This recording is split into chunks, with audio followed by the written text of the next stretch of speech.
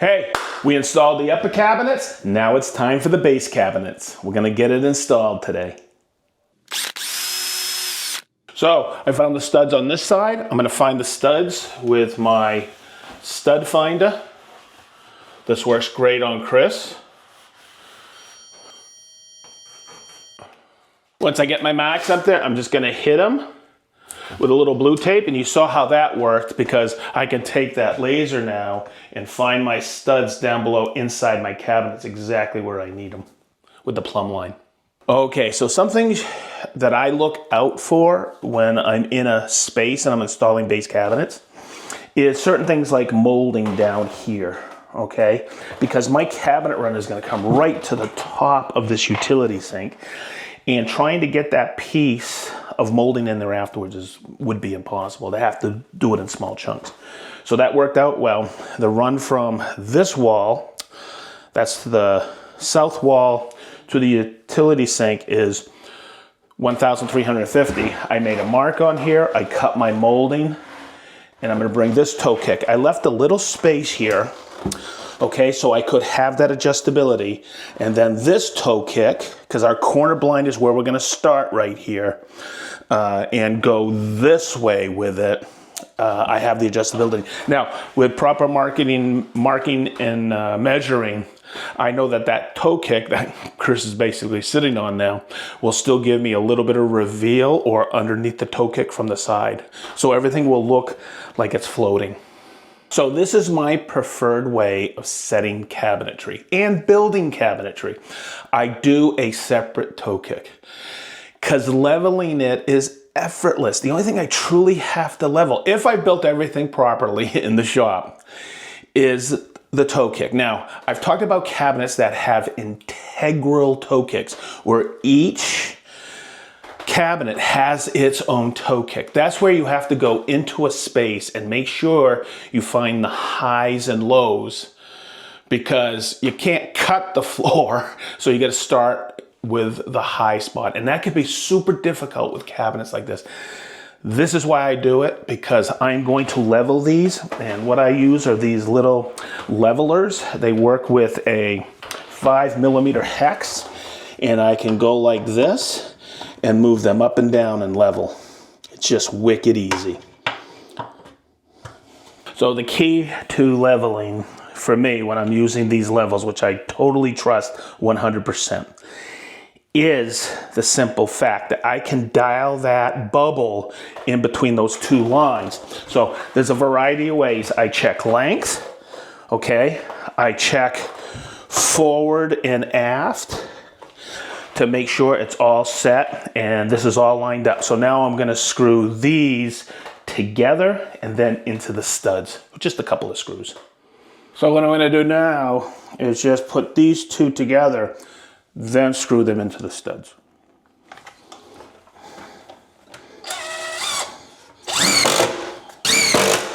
Once again, I'm gonna use the laser. I'm still using that blue tape where I marked out those studs when I did the uppers. And boy, this just makes it effortless.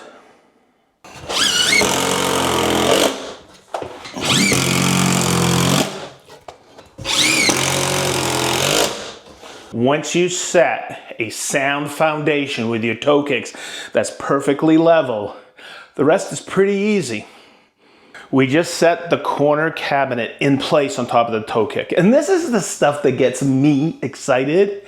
Come in here, cameraman. You gotta see this. This, even across this way, is actually dead on center. That bubble's in the middle of the vial. We just brought in the corner blind cabinet, which you saw us make, or saw segments of it being made.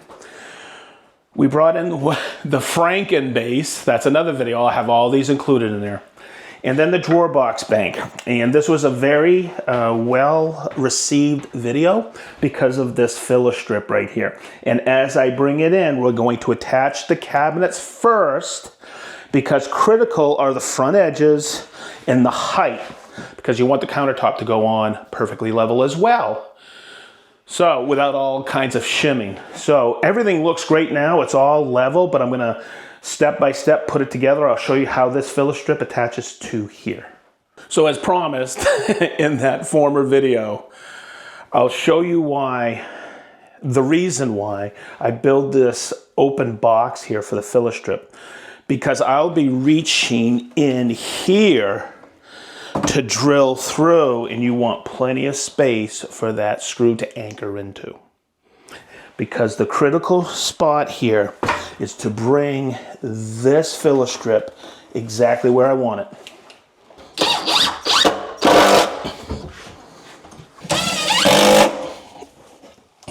So I have these primed, and we're going to be putting on our top coat on this.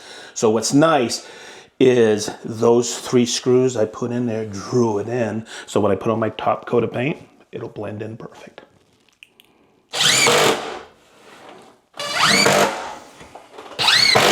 And once again, we're going to use that laser.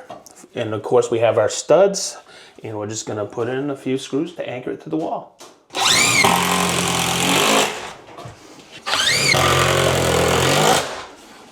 So once again, just a few screws, the whole 3 cabinets come together to act as one, and boy, this is rock solid. Okay, so there were a few concerns when I was designing this pat. We got this little retro refrigerator. Here's our stackable washer dryer. I've put the toe kick in. I'm leveling it. I'll set it to the wall. No bigs. I got my 2 studs, but I have a massive drawer bank here and a small cabinet here, and that is a very special cabinet. I'll show you why in a few minutes. Let me go ahead and set the toe kick. So in this install for the base cabinetry, I don't know if I mentioned it before, but I'll mention it. I've already finished these end panels. I put applied molding. It might be overkill, but I'll know because it's such a tight space that I wanted to finish off the end panels. I have it on both runs. I have one by the refrigerator, by the washer dryer, even on the small part of Franken base, and right here as well.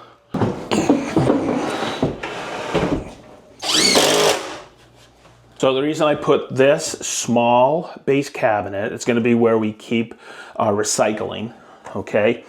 You'll look down here and it's basically a false bottom. What I did is I cut an access hole here because there's a second floor open drainage. In case this fails, the water will go down into that drainage port. So I wanted a full access to it. And it's just as simple as making a false bottom. No one will ever know that that's a false bottom. As we wrap this up, that's the 5 cabinets. We got the drawer boxes. We did some videos on that. I'll put that in the description. Also, the doors have been done. We just got to prime those and paint those. There'll be a video on that. And then the countertops. So we're in that home stretch of the laundry room build. Oh, I need to have a question. Oh man, these things are getting old, these knee pads. I've had them forever. I got them at Home Depot. Hey, in the comments below, give me some help. Give me some suggestions, recommendations. What knee pads do you recommend? So as we always say from the Sedge Tool shop or Sedge Tool laundry room, be positive, stay sharp, and we mean wicked sharp.